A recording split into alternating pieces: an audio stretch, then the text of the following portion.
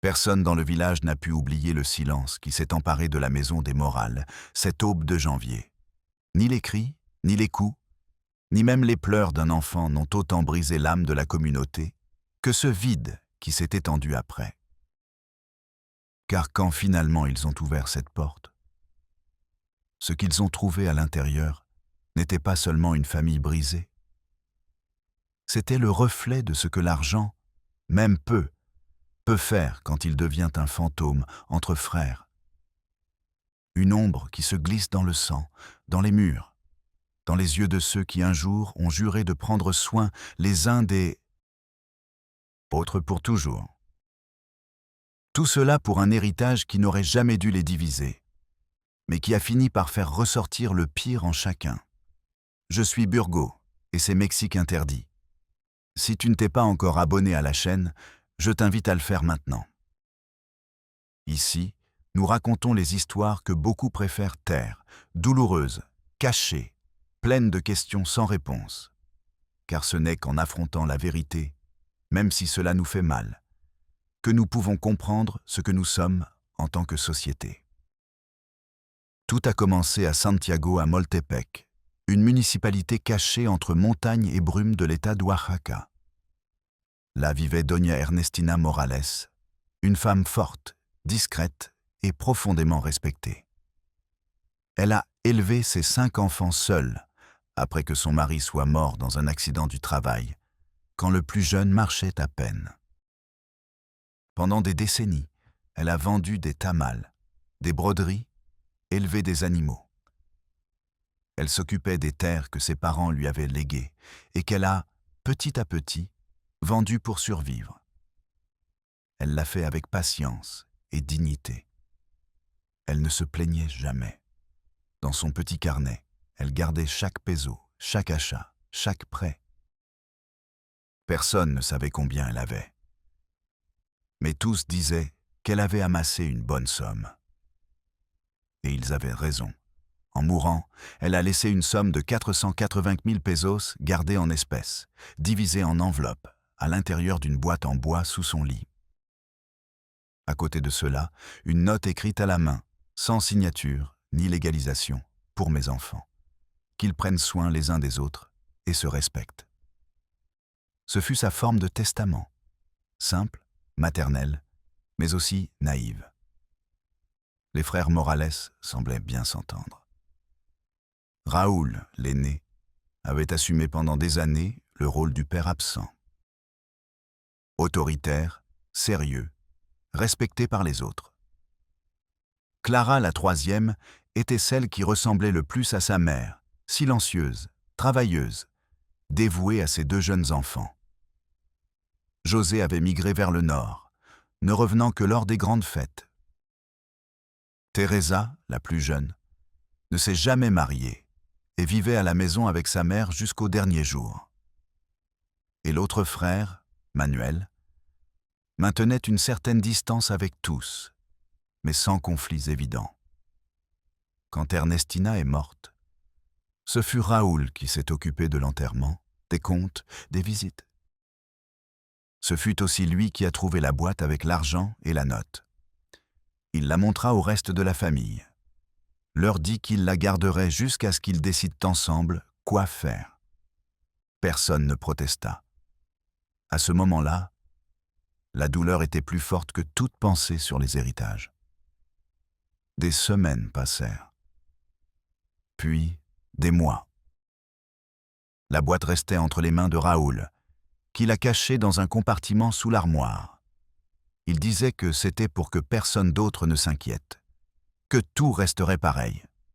Mais bientôt commencèrent les commentaires, les doutes, les regards insistants lors des réunions familiales. Pourquoi Raoul ne parlait-il plus du sujet? Que faisait-il avec l'argent? Avait-il peut-être déjà utilisé une partie? Clara fut la première à demander avec franchise. Elle dit qu'elle avait besoin de réparer le toit de sa maison, que ses enfants étaient plus malades et qu'il lui semblait juste d'utiliser une partie de l'héritage. Raoul lui répondit avec froideur que cet argent était à tout le monde, que ce n'était pas le moment. qu'il fallait d'abord le décider entre tous. Mais il ne convoqua jamais de réunion. Il n'expliqua jamais rien de plus. La tension s'accumulait comme de la poussière dans une maison fermée. José revint du Nord, après avoir reçu une lettre de Teresa, lui racontant que Clara était fâchée, que Raoul agissait bizarrement, qu'il y avait quelque chose d'étrange dans l'atmosphère. En arrivant, il trouva une famille froide, distante, divisée par des silences. Quand il tenta de s'enquérir de l'héritage, Raoul le regarda comme s'il trahissait quelque chose de sacré. Les enfants, 2 petits de 5 et 7 ans, commencèrent à montrer des signes de profonde tristesse. L'école rapporta que l'un d'eux était arrivé sans petit déjeuner plusieurs jours. Une professeure, Maria del Rosario, tenta de parler avec Clara, qui put à peine contenir ses larmes. Elle dit que tout allait bien, que ce n'était que des temps difficiles. Mais ses yeux disaient autre chose.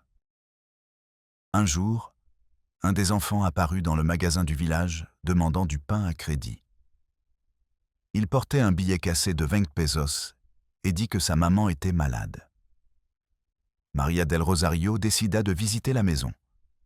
Ce qu'elle trouva la laissa sans voix, une cuisine vide, des murs humides, des enfants endormis sur des couvertures à même le sol.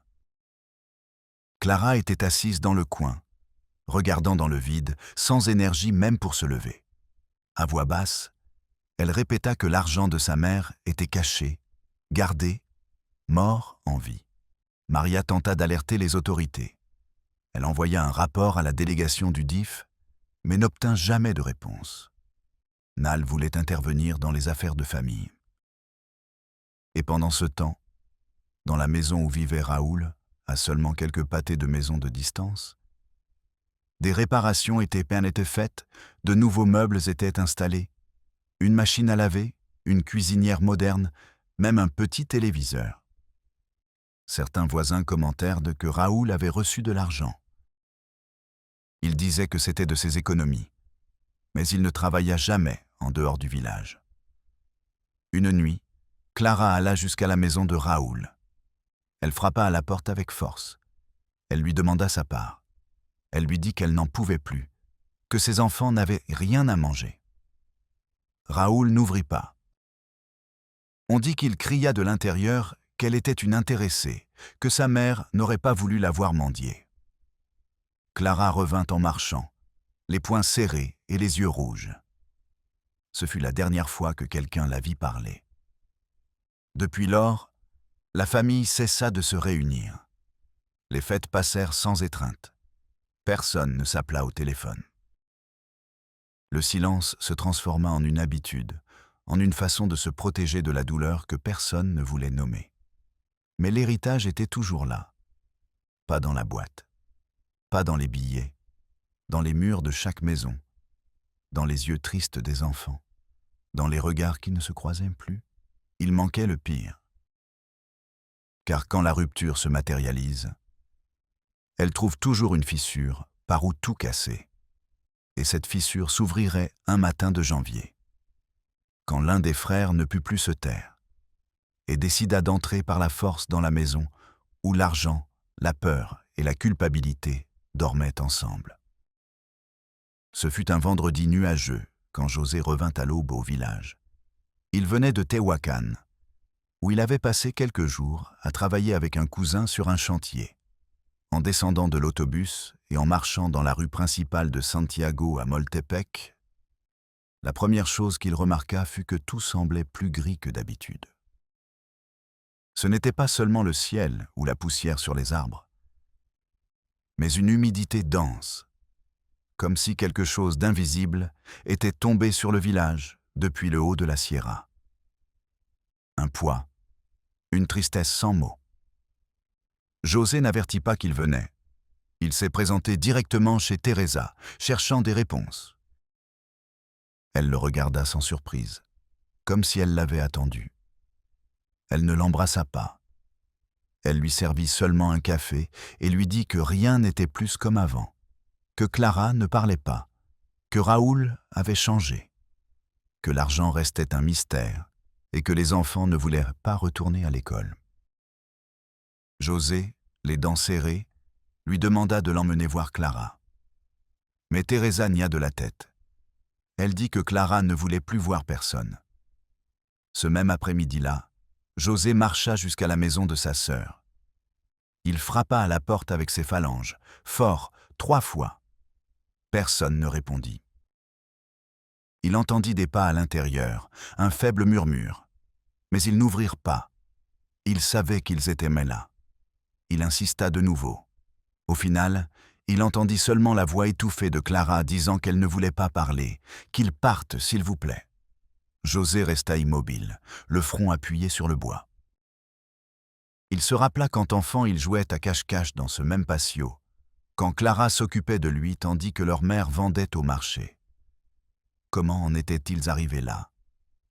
Il décida alors d'affronter Raoul. Plus d'indirect, plus de lettres, plus de silence.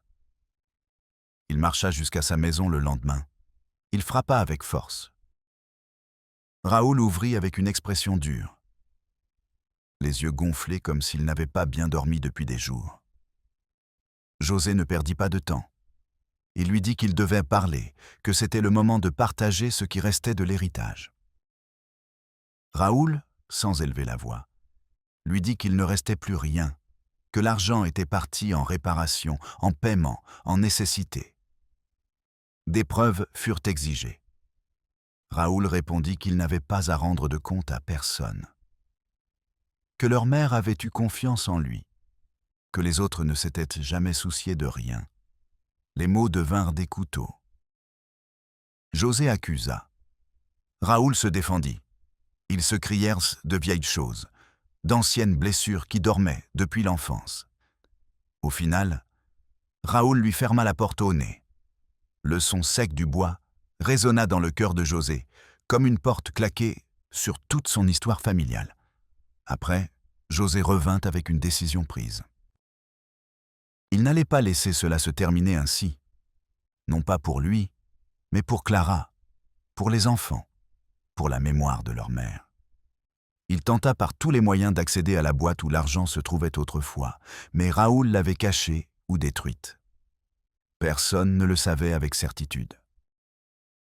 José disait qu'il restait encore quelque chose, qu'il n'était pas possible que presque un demi-million de pesos disparaissent sans laisser de traces. Les voisins disaient avoir vu Raoul acheter de nouvelles choses. D'autres assuraient qu'il vivait comme toujours, mais personne ne pouvait rien prouver. Une nuit, José se présenta chez Raoul avec une barre de fer. Il n'était pas armé. Il ne créa pas. Il ne demanda pas la permission. Il poussa seulement la porte, qui était entr'ouverte, et entra sans être invité. Teresa, qui vivait près, entendit le bruit et fut la première à arriver. Ce qu'elle trouva la laissa paralysée. Au milieu du couloir, Raoul et José se poussaient. Le premier criait qu'il sorte, qu'il n'avait pas le droit. Le second insistait qu'il voulait voir la boîte, qu'il avait besoin de savoir la vérité. Il y eut un corps à corps, un faux pas, un coup sec contre le montant de l'escalier. Raoul tomba sur le dos, se cognant la tête contre le sol. José resta immobile, respirant avec difficulté. Le silence qui suivit fut comme l'écho d'un puits sans fond. Teresa cria à l'aide. Les voisins accoururent. Quelqu'un appela la patrouille du village. Quand les officiers arrivèrent, Raoul était inconscient, avec du sang sur la nuque. Ils le transportèrent au centre de santé le plus proche, mais il décéda en chemin. La cause officielle fut un traumatisme crânio-encéphalique. La version qui resta écrite fut celle d'un accident domestique au milieu d'une discussion entre frères. Mais personne dans le village ne crut que ce fût seulement cela.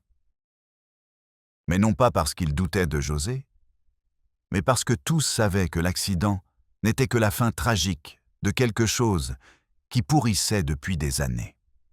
La maison de Raoul fut scellée par la police locale pendant quelques heures. Ils ne trouvèrent pas d'argent, ils ne trouvèrent pas la boîte. trouvèrent seulement de vieux papiers, des vêtements sales et quelques photos de famille couvertes de poussière. Une de ces photos montrait les 5 frères quand ils étaient enfants, étreints dans un hamac, riant. L'image, récupérée par un voisin, fut la dernière qui resta intacte de ce qui fut autrefois la famille Morales. José fut interrogé, mais aucune charge ne fut retenue contre lui. Ce fut considéré comme un accident. Clara n'alla pas aux funérailles. Teresa pleura en silence, assise seule au fond de l'église. Personne d'autre n'assista.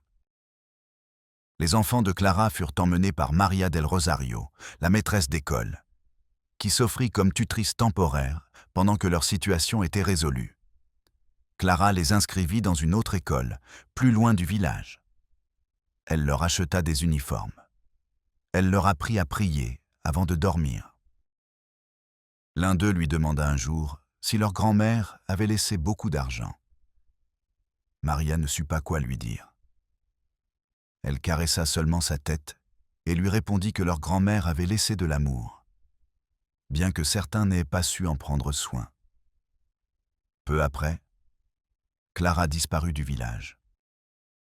Ils disent qu'elle partit avec un parent éloigné à San Pedro Mixtepec. Ils disent qu'on l'interna dans une clinique pour traiter sa dépression.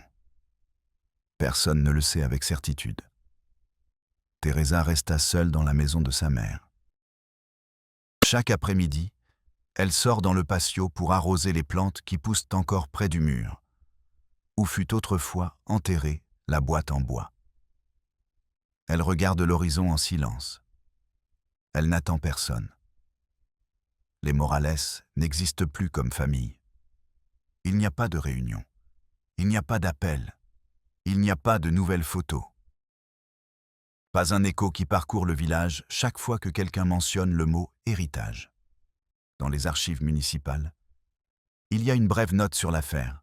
Accident domestique, conflit familial, décédé. Raúl Morales, année 2003. Rien de plus.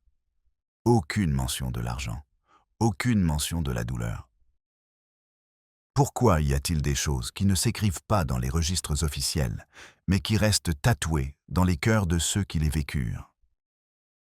Et parfois, quand la nuit tombe à Santiago Amoltepec et que le vent souffle entre les tuiles lâches, certains jurent entendre une voix douce qui répète encore et encore les mêmes mots pour mes enfants, qu'ils prennent soin d'eux et se respectent.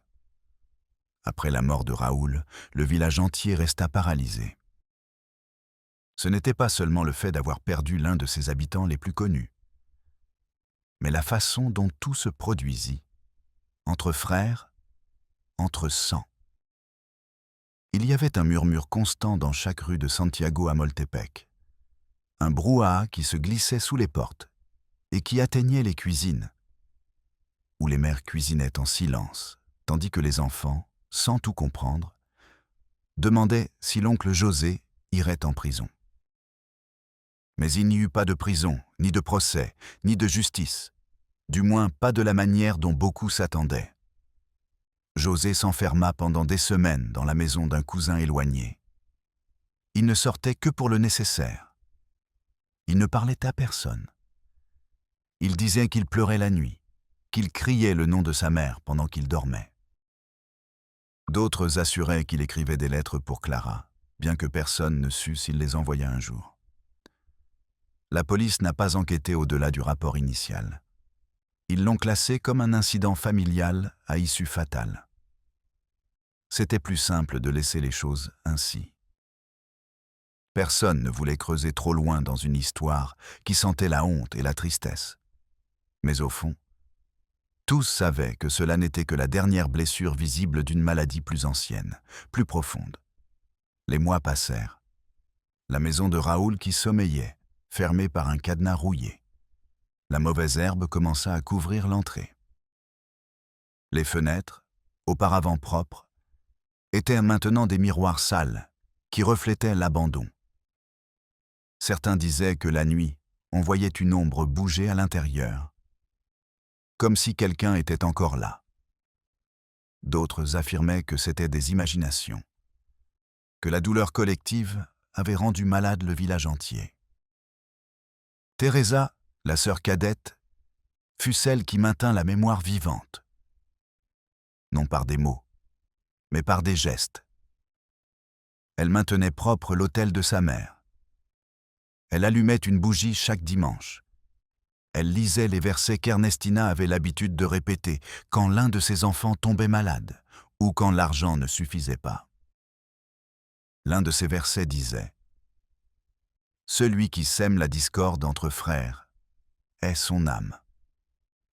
Elle le répétait à voix basse en balayant le patio, comme une prière qui cherchait à reconstruire ce qui était irrémédiablement brisé.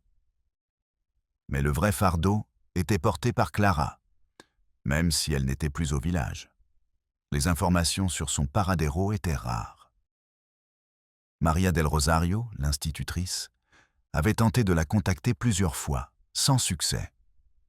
Les enfants, maintenant sous sa tutelle légale temporaire, la mentionnaient un peu. L'aîné disait que sa maman pleurait beaucoup. Le plus jeune se la rappelait comme une figure floue, comme un écho. Seulement quelques mois s'étaient également écoulés.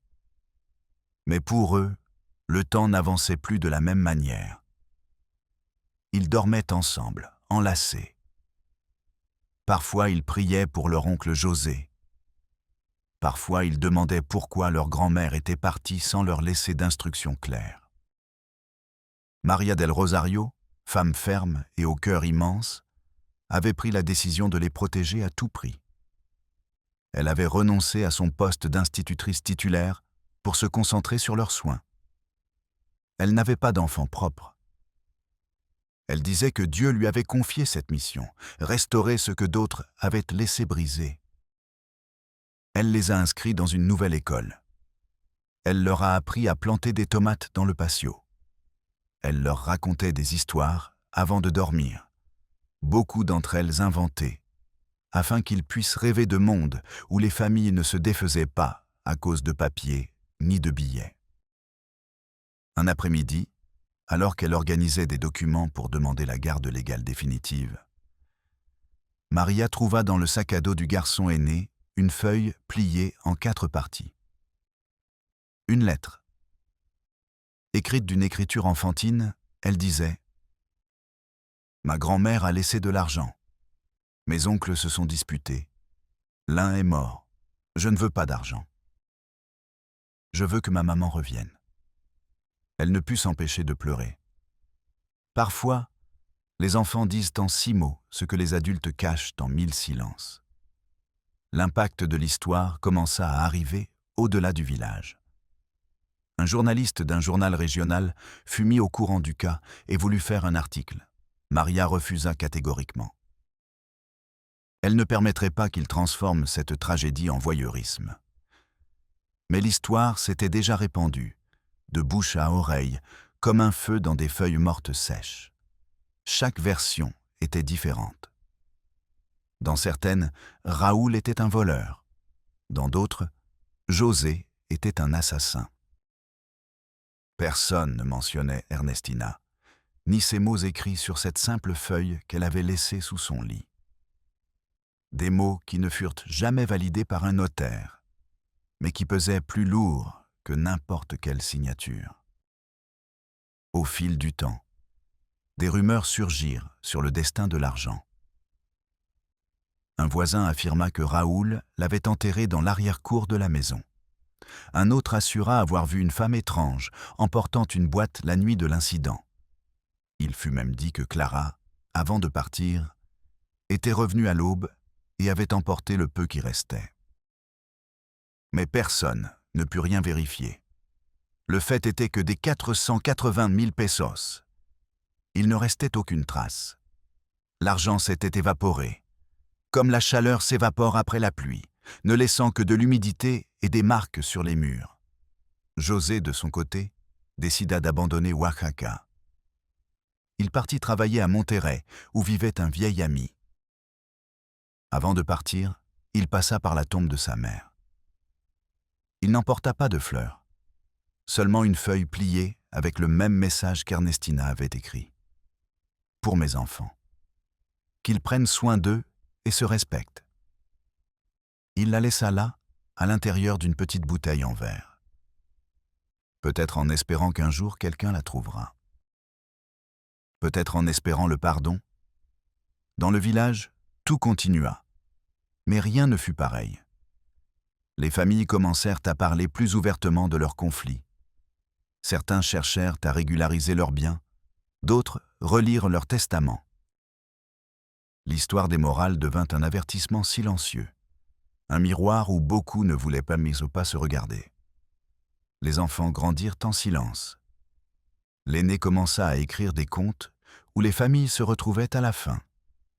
Le plus jeune disait que quand il serait grand, il construirait une maison où tous pourraient vivre sans se disputer. Maria del Rosario les écoutait, leur souriait, mais dans son cœur, elle gardait une crainte. Qu'un jour, quand ils seraient adultes, ils chercheraient des réponses que plus personne ne pourrait leur donner. Un après-midi, tandis qu'elle nettoyait un vieux coffre dans l'école où elle travaillait à mi-temps, elle trouva une photographie pliée parmi des livres oubliés. C'était une image ancienne, 5 enfants jouant avec de la terre, formant des cercles avec des pierres. Dans le coin, une écriture tremblante disait « Été 75 ». Elle reconnut Clara, Raoul, José, Teresa et Manuel. Tous ensemble, tous souriants, tous avant que le monde ne se brise pour eux. Elle resta à regarder cette photo pendant de longues minutes. Puis, elle la rangea dans son sac. Elle ne dit rien. Mais cette nuit-là, avant de dormir, elle la plaça sur l'autel, où elle allumait une bougie chaque dimanche. Elle ferma les yeux, et dans sa prière, elle ne demanda ni justice, ni vérité, ni châtiment. Elle dit seulement « Seigneur, donne-nous la paix que nous n'avons pas su nous donner entre nous. » Plus de 2 ans s'étaient écoulés depuis cette aube où Raoul perdit la vie dans sa propre maison. À Santiago Moltepec, l'affaire avait cessé d'être un sujet de conversation récurrent, mais elle ne fut jamais oubliée. Comme cela arrive avec les histoires les plus douloureuses, elle se transforma en une ombre qui marchait dans les couloirs de la mémoire collective. Une que personne ne mentionnait à voix haute, mais que tous se rappelaient, quand l'air devenait dense et que le silence semblait plus lourd que la normale. Les enfants de Clara, maintenant un peu plus grands, avaient trouvé en Maria del Rosario un foyer rempli de calme, bien que sans réponse. L'aîné, qui écrivait déjà avec aisance et lisait avec avidité, commençait à poser des questions difficiles. Il voulait savoir pourquoi sa mère ne l'appelait pas, si elle reviendrait un jour l'appeler, pourquoi les gens du village leur évitaient le regard quand ils passaient par la place. Le plus jeune, en revanche, préférait le silence. Il s'accrochait au cou de sa maîtresse quand quelqu'un parlait de famille, de grands-parents, d'héritage. Dans leur innocence, ils croyaient encore qu'un jour, ils se réveilleraient dans leur maison d'origine, avec leur mère préparant des tortillas et leur oncle riant dans la cour. Maria del Rosario, patiente comme seules savent l'être les femmes qui ont vécu plus de douleur qu'elles n'en racontent, leur répondait avec des histoires déguisées en contes. Parfois, au milieu de la lecture, elle laissait tomber une larme en se souvenant de Clara, qu'elle n'avait plus revue depuis le jour de son départ. Pendant longtemps, elle tenta de savoir où elle se trouvait. Elle appela les quelques contacts qu'elle avait dans d'autres villages, demanda discrètement dans des bureaux, écrivit même une lettre adressée à San Pedro Mixtepec, espérant que quelqu'un répondrait. Aucune réponse ne vint. L'absence de Clara devint une énigme. Certains disaient qu'elle vivait dans une petite maison près de la côte, qu'elle travaillait comme femme de ménage dans un hôtel et qu'elle avait changé de nom. D'autres assuraient qu'un membre de sa famille l'avait emmenée aux États-Unis.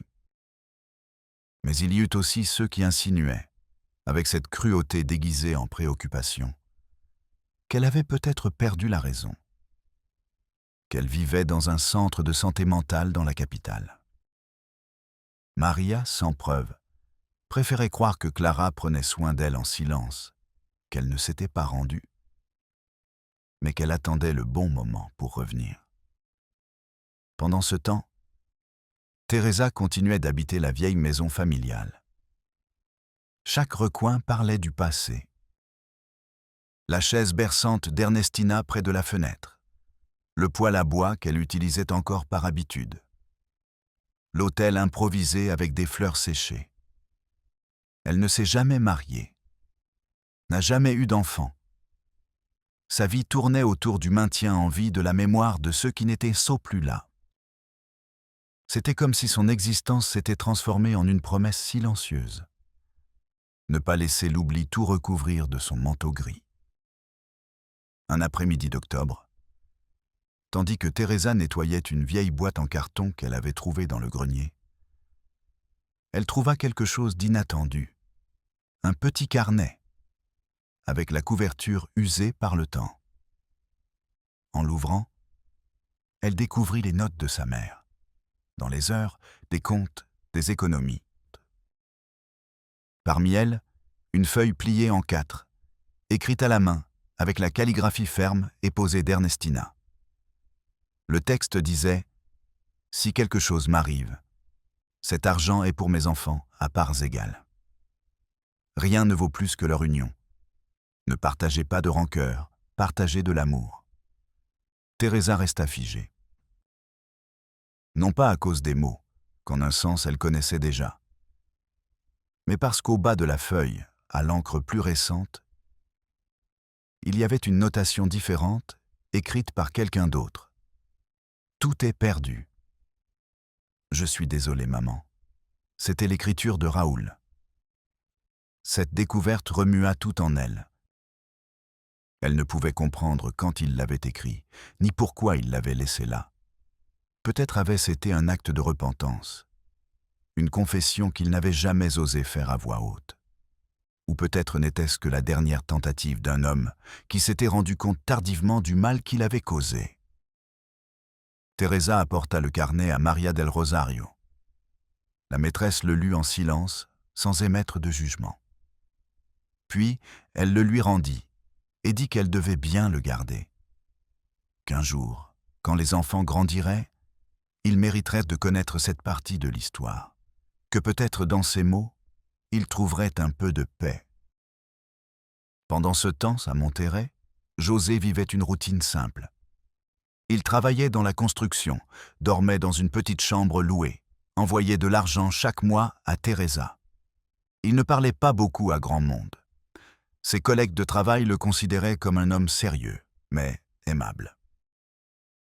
Certains disaient qu'on lui remarquait une tristesse ancienne dans le regard.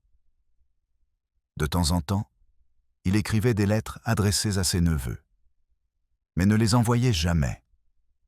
Il les gardait dans une boîte métallique à côté d'une photo de sa mère et d'une petite croix en bois. Une de ses lettres disait « Je ne sais pas comment vous expliquer tout ce qui s'est passé.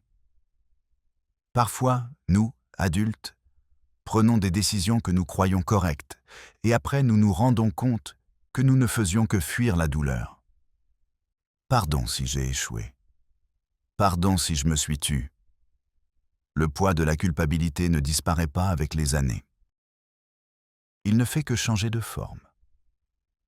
Dans le cas de José, il s'est transformé en silence, en prière nocturne, en visites solitaires à l'église, en l'incapacité de parler de sa famille sans que ses yeux ne s'humidifient. Un jour, alors qu'il travaillait à la rénovation d'une vieille maison, il trouva parmi les décombres une vieillerie ancienne. À l'intérieur, il y avait une image de la Vierge de Guadalupe et une feuille écrite à la main qui disait « La famille est le seul trésor qu'on ne peut hériter. On la soigne, on la construit, on la respecte. » Il la prit comme un signe. Il la garda dans sa poche et cette nuit-là, il écrivit une lettre de plus, cette fois-ci adressée à Clara. Dans celle-ci, il lui demandait pardon. Il lui disait que, même s'il ne savait pas où elle était, il voulait qu'elle sache qu'il pensait toujours à elle, qu'il souhaitait qu'elle aille bien, que ses enfants étaient merveilleux.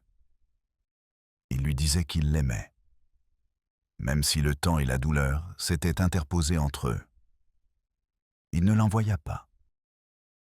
Mais pour la première fois, en la terminant, il ressentit un peu de soulagement. À Santiago, à Moltepec, Maria del Rosario organisa une petite cérémonie avec les enfants pour commémorer l'anniversaire de leur grand-mère. Ils placèrent des fleurs sur l'autel, ils allumèrent des bougies et lurent à haute voix une prière qu'ils avaient eux-mêmes écrite. Elle disait « Merci de prendre soin de nous depuis le ciel. Pardon si nous n'avons pas su prendre soin de ton cadeau. Nous promettons d'être différents. Nous promettons de ne pas oublier. » Ce fut un moment intime, sans public, sans caméra, sans discours. Seulement eux trois, agenouillés devant une bougie tremblante, essayant de reconstruire ce que la rancœur avait défait avec rage. Maria, en les observant, sentit un nœud dans la gorge.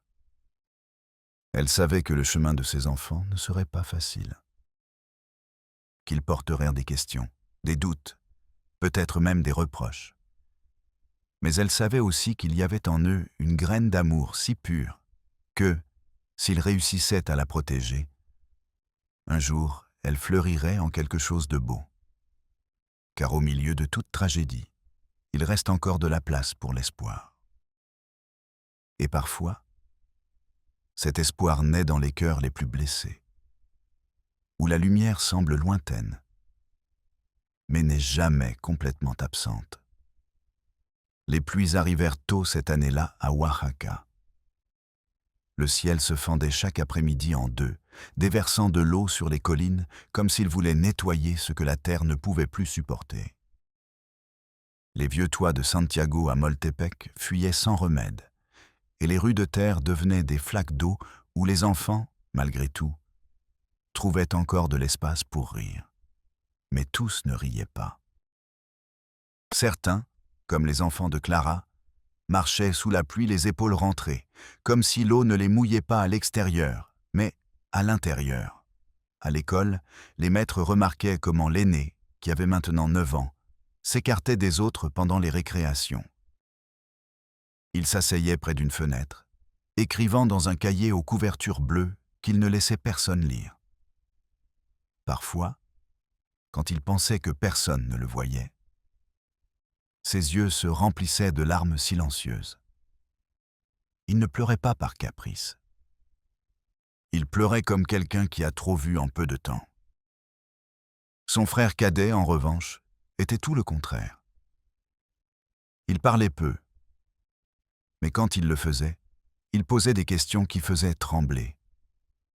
Un matin, il demanda à la maîtresse si le ciel avait des maisons, si sa grand-mère en habitait une, si sa maman était aussi là-bas. Maria del Rosario s'agenouilla devant lui, l'embrassa et lui dit qu'elle ne savait pas, mais qu'elle était sûre que, où qu'ils soient, il les aimait de tout leur cœur. Ce même après-midi, Maria reçut une lettre. C'était une enveloppe simple, sans expéditeur, écrite à la main. En l'ouvrant, elle reconnut immédiatement la calligraphie de Clara.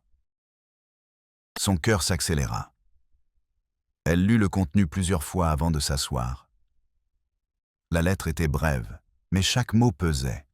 « Maria, je ne sais pas comment commencer. Je suis vivante. Je travaille. Je ne vais pas bien, mais je suis debout. Je ne peux pas revenir, pas encore. Je ne sais pas comment regarder mes enfants après tout. Je ne sais pas s'ils me haïront, s'ils se souviendront de moi. Je ne suis pas la mère qu'ils méritent. Merci de prendre soin d'eux. Je n'ai pas de mots pour ce que tu fais. Pardonne-moi. Prends soin d'eux pour moi, un peu plus. Moi aussi je l'aime. » Maria serra le papier contre sa poitrine. Elle pleura en silence cette nuit-là, regardant le toit de tôle, tandis que la pluie martelait comme des doigts de cristal. Elle ne répondit pas à la lettre. Elle ne savait pas où le faire. Il n'y avait pas d'adresse, seulement un timbre-poste d'une ville proche de la côte. Mais elle garda cette feuille comme un trésor, comme une promesse qu'il y avait encore quelque chose à sauver. Les jours passèrent. Les enfants commencèrent à suivre une thérapie avec une psychologue de la capitale, qui se rendait tous les 15 jours au village pour un programme social. Au début, ce fut difficile. Ils ne voulaient probablement pas parler. Mais peu à peu, entre dessins et jeux, ils commencèrent à lâcher des mots comme s'il s'agissait de petits cailloux qu'ils avaient longtemps accumulés dans les poches de leur âme. Une séance, la psychologue leur demanda de dessiner leur famille. L'aîné dessina une maison coupée en deux, avec des personnes de chaque côté. Entre elles, une rivière. Quand on lui demanda la signification, il dit qu'avant tout le monde vivait sur la même rive, mais qu'un jour, l'eau monta et qu'ils ne surent plus comment traverser. Le plus jeune dessina une femme avec des ailes, souriant depuis un nuage. Il dit que c'était sa maman et qu'elle lui envoyait des baisers d'en haut, bien qu'il sût qu'elle n'était pas morte. Simplement, elle n'était plus là. Maria del Rosario observait chaque progrès avec tendresse et avec crainte. Elle savait que l'enfance est fragile, qu'une seule blessure mal refermée peut faire mal toute la vie. C'est pourquoi elle faisait attention à chaque mot, chaque geste. Elle leur lisait des contes avec des fins heureuses, mais laissait toujours de la place pour parler de ce qui n'allait pas bien. Elle voulait leur apprendre qu'on peut aussi vivre avec les cicatrices. Pendant ce temps, Teresa commença à visiter plus souvent le Panthéon. Elle apportait des fleurs fraîches et s'asseyait en silence devant la tombe de Raoul. Elle ne lui parlait pas. Elle le regardait seulement, comme si elle attendait que quelque chose surgît du marbre. Lors d'une de ses visites, elle trouva une femme debout, au loin, couverte d'un rebozo sombre. Elle ne la reconnut pas. Mais quelque chose dans sa posture lui parut familier. Quand elle essaya de s'approcher, la femme s'éloigna. Teresa n'insista pas. Mais en rentrant chez elle, elle trouva une rose rouge sur la porte. Il n'y avait aucun doute. Clara avait été là. Cette nuit-là, Teresa alluma une bougie et plaça sur la table le carnet où Ernestina avait écrit ses dernières volontés. Elle relut la note de Raoul à la fin. Elle se demanda si son frère avait compris trop tard ce qu'il avait brisé. Elle se demanda aussi si un jour, ils pourraient tous se pardonner. Ensuite, elle ferma le carnet et le rangea dans un tiroir, avec de vieilles photographies. À Monterrey, José sentait aussi le poids des années. Bien que le travail fût stable et qu'il eût un toit, la solitude l'enveloppait. Il ne s'était pas marié. Il ne sortait pas. Il écrivait seulement. Les lettres à ses neveux et nièces s'accumulaient. Un jour, il décida de les envoyer. Il plaça 4 enveloppes dans la boîte aux lettres, adressées à l'école où travaillait Maria del Rosario. Il ne savait pas si elles arriveraient. Il ne savait pas s'il les lirait. Mais il sentait qu'il devait le faire. Les lettres arrivèrent un jeudi matin. Maria les reçut avec surprise. Elle les garda jusqu'au soir, et ce même jour, elle s'assit avec les enfants sous l'oranger du patio. Elle leur expliqua que c'était des lettres de leur oncle José. Elle leur demanda s'ils voulaient bien les lire. Les enfants se sentirent. Chaque lettre parlait de souvenirs, de quand ils jouaient à cache-cache, des fois où leur grand-mère leur faisait du toll, des éclats de rire aux anniversaires. Mais elle parlait aussi d'erreurs. José leur disait qu'il le regrettait, que personne n'aurait dû se battre, que tous avaient perdu, qu'il espérait qu'eux, un jour, pourraient pardonner. Les enfants ne pleurèrent pas. Mais cette nuit-là, en allant dormir, l'aîné laissa une des lettres sous son oreiller. Il me dit qu'ainsi, il rêverait mieux. Maria sentit que quelque chose s'était remué. Une petite pièce, mais clé. Comme si, après tant de choses, l'âme de cette famille tentait de se reconstruire avec des fils invisibles. Des semaines plus tard, lors d'une cérémonie scolaire, le plus jeune des frères monta sur scène pour réciter un poème. Il était simple, aux mots doux. Mais à la fin, il dit quelque chose qui fit que tous dans la salle retinrent leur souffle. « Ma maman n'est pas ici, mais je sais qu'elle m'aime. Et quand je grandirai, je vais construire un pont pour que tous nous soyons de nouveau ensemble. » L'applaudissement fut lent au début, puis il grandit comme une vague qui enveloppa tous. Maria pleura sans se cacher. Teresa, qui était venue en tant qu'invitée, porta sa main à son cœur. Elle savait que ce n'était pas seulement un poème. C'était une promesse. Et quelque part, peut-être près de la côte, une femme à l'âme brisée sentit une chaleur soudaine dans sa poitrine. Elle ne savait pas pourquoi. Elle ne savait pas comment. Mais elle se permit de sourire pour la première fois depuis longtemps. Les années passèrent comme elles passent habituellement dans les petits villages, sans hâte, sans faire de bruit, mais laissant des marques visibles sur les visages de ceux qui survivent au temps. Santiago à Moltepec ne changea pas beaucoup. Les rues continuaient de se couvrir de terre chaque fois que le vent soufflait fort depuis la Sierra. Et les maisons, bien que vieillies, gardèrent l'odeur du bois de chauffage, de la tortilla fraîchement faite et de souvenirs qui ne finissaient pas de mourir. Les enfants d'Eclart grandirent. Ils n'étaient plus les mêmes qui pleuraient en silence auprès de Maria del Rosario. L'aîné, Thomas, devint un adolescent introspectif, aux yeux blessés et au regard qui semblait chercher des réponses même quand il ne posait pas de questions. Il était bon à l'école, écrivait avec sensibilité et se distinguait en histoire. Parfois, ses professeurs disaient qu'il avait une âme de chroniqueur, qu'il narrait les événements non pas avec des faits, mais avec des émotions. Le plus jeune, Emiliano, était plus agité, plus joyeux, mais il portait sur son dos une ombre que seuls les très attentifs pouvaient remarquer. Il était affectueux, curieux, et avait une tendresse désarmante. Mais à certains moments, il se déconnectait, comme si quelque chose en son intérieur l'emportait loin. Maria le connaissait bien. Elle savait que quand il s'enfermait dans la salle de bain plus longtemps que nécessaire, ce n'était pas par jeu, mais par tristesse. Elle ne le pressait jamais. Il ne l'attendait pas avec une tasse de chocolat chaud et un silence complice qui disait « Me voici ». Maria del Rosario était devenue plus qu'une figure tutélaire.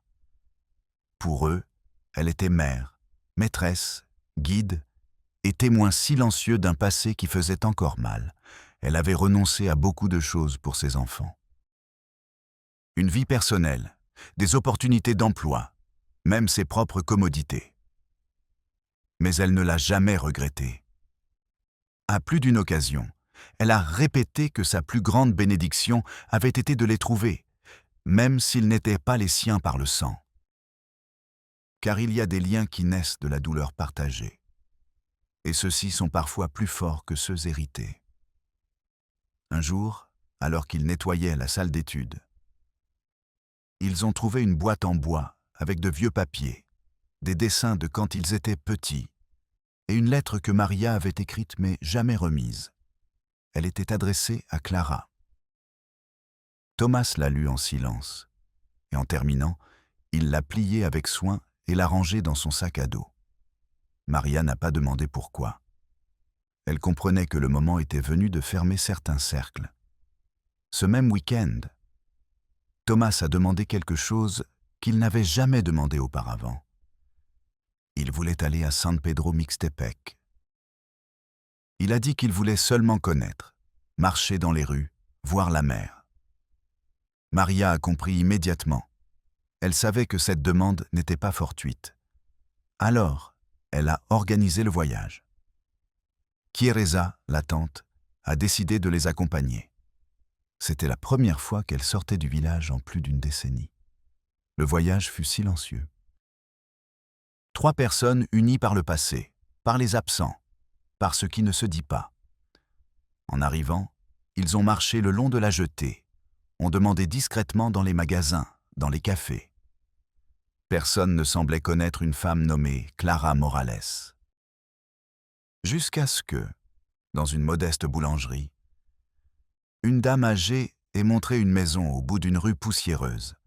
« Là vit une femme seule, dit-elle. Elle est arrivée il y a des années. Elle ne parle jamais de sa famille. Ils sont arrivés à la maison quand le soleil commençait à tomber. Elle était petite, avec des murs chaulés et un rideau de fleurs séchées pendant à l'entrée. Thomas n'a pas hésité. Il a marché jusqu'à la porte et a frappé doucement. Quelques secondes après, une voix étouffée a demandé qui c'était. Thomas n'a pas répondu par des mots. Il a seulement dit son nom. De l'autre côté, il y a eu le silence. Puis des pas. Puis le son d'une serrure tournant avec lenteur. Clara a ouvert la porte. Elle était plus mince, avec les cheveux attachés et les yeux enfoncés. Mais ses mains tremblantes se sont accrochées au cadre en voyant le garçon devant elle. Elle l'a regardé comme si elle ne pouvait pas croire ce qu'elle voyait. Puis, sans rien dire, elle a commencé à pleurer. Pas de tristesse, pas de joie. C'était un mélange de tout, culpabilité, amour, peur, soulagement. Thomas l'a serrée dans ses bras. Ce fut une étreinte maladroite au début, comme si tous deux craignaient de se briser. Puis elle est devenue profonde, longue, comme si avec ce geste, il tentait de recoudre toutes les années perdues. Clara murmurait des excuses, des promesses brisées, des mots entrecoupés. Thomas répétait seulement que c'était bien que la seule chose qu'il voulait était de la voir, qu'il ne venait pas réclamer, mais retrouver. Elle et Teresa sont restées en arrière, respectant le moment. Au bout de quelques minutes, Clara les a invités à entrer. L'intérieur de la maison était modeste, mais propre. Il y avait des fleurs séchées dans des bocaux en verre, des photographies en noir et blanc, une petite image de la Vierge dans un coin. Clara a servi du thé, avec des mains encore tremblantes, et a écouté sans interrompre pendant que Thomas parlait d'Emiliano, de l'école, des contes qu'il lisait, des lettres de l'oncle José. Clara, avec la voix brisée, a confessé que maintes fois, elle avait voulu revenir, mais elle n'osait pas, qu'elle vivait avec peur, qu'elle sentait qu'elle n'avait plus le droit. Teresa a pris sa main. Elle lui a dit qu'il y avait encore de la place, que les blessures ne disparaissent pas, mais qu'elles peuvent être soignées. Maria lui a remis la lettre qu'elle n'avait jamais envoyée. Clara l'a lue les yeux embués et l'a serrée contre sa poitrine. Ils ont passé la nuit là-bas. Ce fut une nuit sans reproche, sans plainte. J'ai des histoires partagées, des larmes pures, des silences qui parlaient plus que les mots. À l'aube, Clara a accompagné Thomas jusqu'au bord de la mer. Ils se sont assis sur le sable humide et ont vu le soleil se lever. Clara lui a dit qu'elle ne savait pas ce qui se passerait, qu'elle ne se sentait pas encore assez forte pour revenir, mais que cette visite lui avait rendu quelque chose qu'elle croyait perdu. La possibilité de se pardonner à elle-même. Thomas ne l'a pas pressée.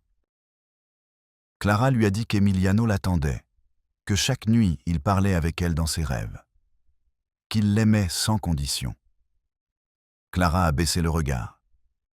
Elle a promis d'écrire. Elle a promis d'essayer. Ils sont rentrés à Santiago le cœur plein. Non pour avoir fermé une blessure, mais pour l'avoir touchée sans peur. Teresa a repris sa routine avec une lumière différente dans les yeux.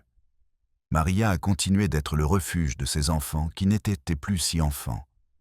Et Thomas, dans son carnet, a écrit un nouveau conte, Cette fois-ci, ce n'était pas de la perte, mais de la recherche. Il l'a intitulée La mer qui vivait dans les vagues et se terminait par une phrase simple. Parfois, il suffit de frapper à la porte. Le temps, quand il a tant fait souffrir, ne se mesure ni en jours ni en années. Il se mesure en rencontres, en lettres qui arrivent tard, en étreintes qui ne sont pas données, en mots qui attendent d'être dits depuis un coin silencieux de l'âme. À Santiago, à Moltepec, plus personne ne parlait ouvertement de l'affaire des Morales. Mais tous, dans une plus ou moins grande mesure, savaient que l'écho de cet héritage restait vivant, non en billets ni en documents, mais dans les vies de ceux qui ont survécu à son ombre. Emiliano a eu 11 ans en juin. Ce jour-là, il a demandé quelque chose de différent. Il ne voulait pas de fête, ni de cadeaux, ni de piñata. Il a seulement demandé une longue table, où pourraient s'asseoir Maria, Teresa, son frère, et une chaise vide pour sa mère. Il a dit qu'elle ne serait pas là, mais que son absence méritait aussi une place. Maria a préparé du roscón con leche, son dessert préféré, et a placé une bougie sur la chaise vide. Personne n'a rien dit. Mais tous ont senti quelque chose se serrer dans la poitrine. Thomas avait commencé à publier ses textes dans un journal scolaire de la région.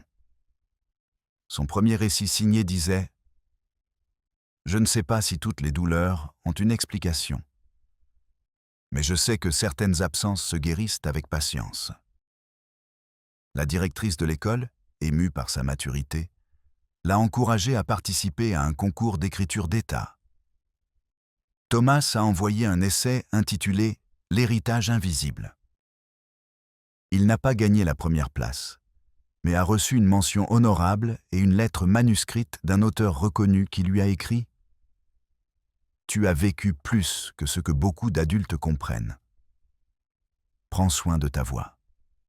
En elle, il y a de la vérité. » Pendant ce temps, sur la côte, Clara continuait à lutter avec sa propre ombre.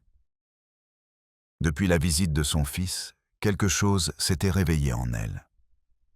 Elle a commencé à écrire aussi, dans un petit cahier à couverture souple.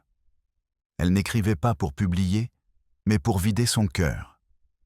Elle parlait de sa mère, de ses frères, de ses enfants.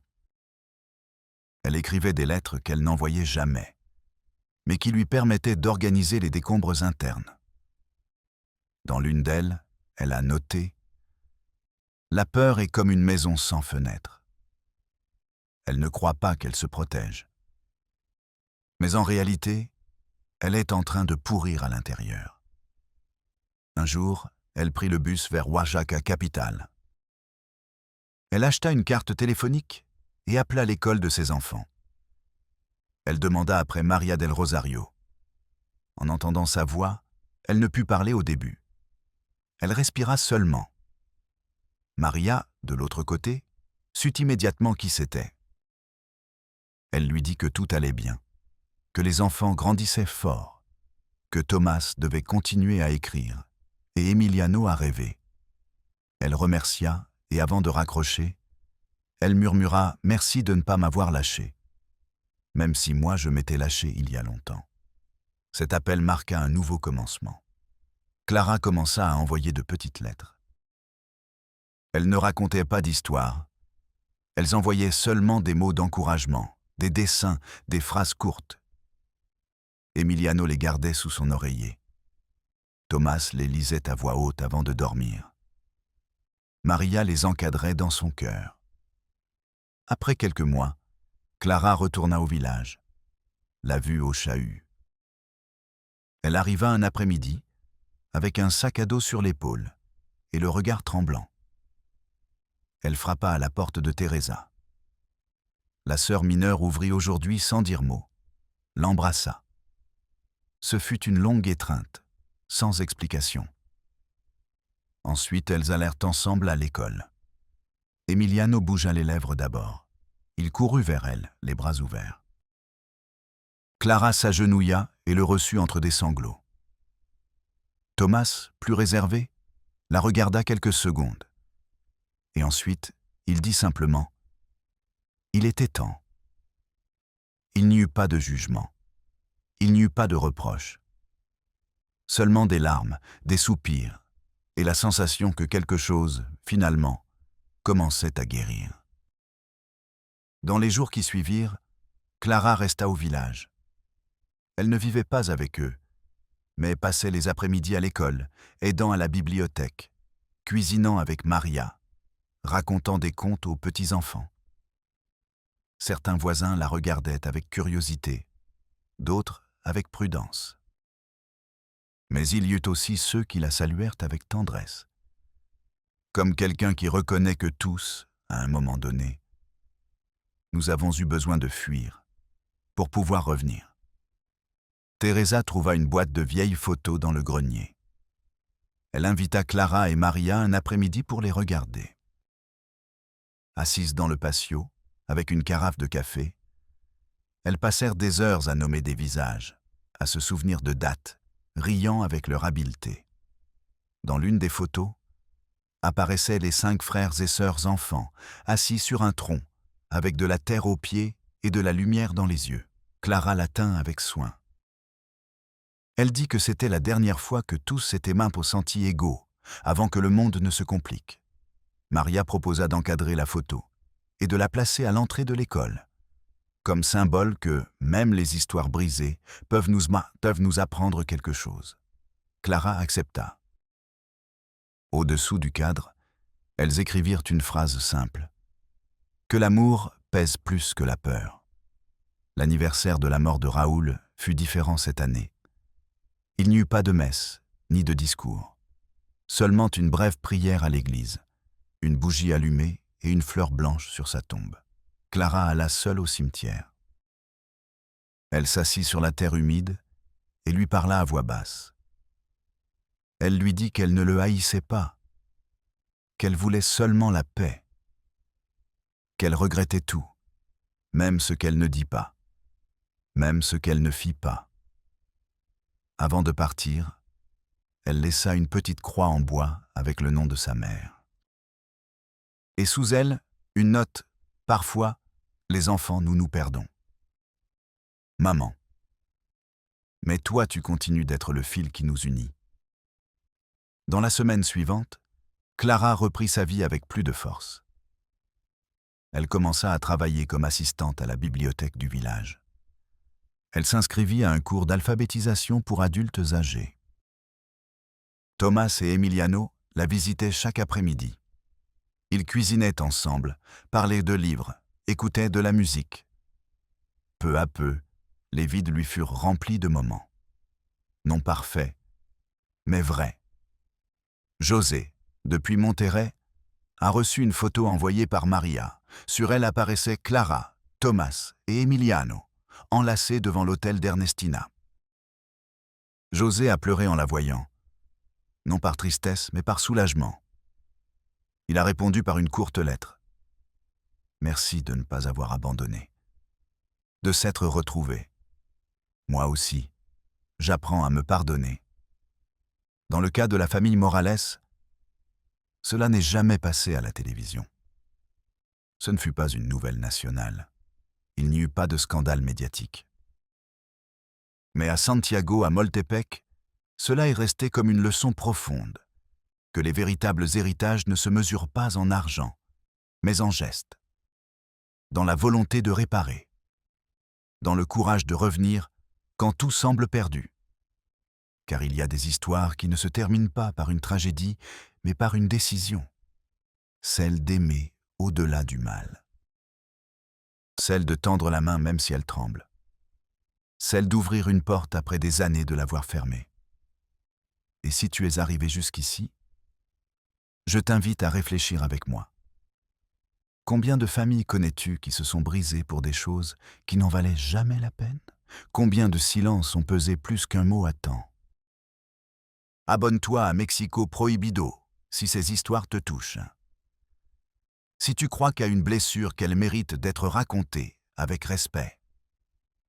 Laisse-moi un commentaire racontant ton expérience ou simplement en laissant une prière pour ceux qui cherchent encore le pardon, pour ceux qui ne savent pas encore comment revenir.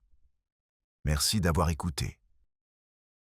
Que la mémoire de ceux qui ont aimé sans condition nous inspire à être meilleurs. Et quoi qu'il arrive.